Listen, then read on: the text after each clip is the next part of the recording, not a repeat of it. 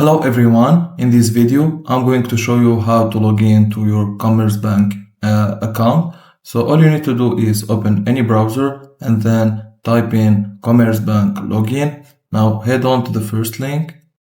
Now for login you need to input your username or participant number and your password or PIN and then press on login. In case you have forgotten your password, you need to press on forgotten password.